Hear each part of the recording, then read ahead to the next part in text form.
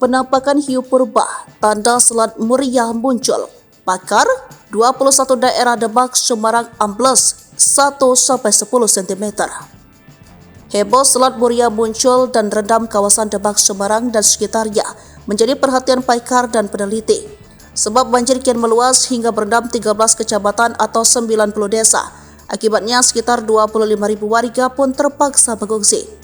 Pakar dan peneliti menilai kawasan yang terendam banjir paling parah adalah Demak, namun kawasan Kudus, Grobogan, Pati dan juga Rembang juga terdampak. Lalu ada kawasan Semarang yang mengalami banjir. Daerah di utara Pulau Jawa yang disebut dulunya juga termasuk dalam wilayah Selat Muria.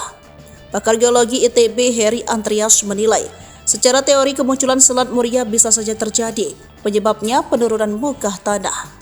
Pakar geologi Badan Riset dan Inovasi Nasional, Eko Subowo juga menilai, Semarang, Demak dan sekitarnya mengalami penurunan bervariasi. Intensitas tertinggi mencapai 10 cm per tahunnya. Contoh pantai utara Jawa yang terdiri endapan aluvial kuarter, lalu cekungan Bandung terdiri dari endapan danau kuarter yang rentan ambles.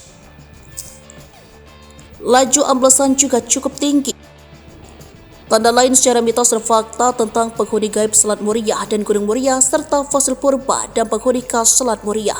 Namun bukti Selat Muria di masa 400 tahun silam diungkap RR Lilik Ngesti saat menjabat Kasih Sejarah. Permusiuman dan Kepurbakalaan Dinas Kebudayaan Pariwisata Kabupaten Kudus. Ada fosil hewan laut di situs Pati Ayam, Kudus dan wilayah lain yang dulunya jalur Selat Muria seperti Kabupaten Grobogan, Demak, dan Pati. Fosil itu ditemukan beberapa fosil hewan laut seperti ikan hiu, moluska, penyu, dan hewan purba lainnya yang diperkirakan sudah berumur di atas 800.000 tahun.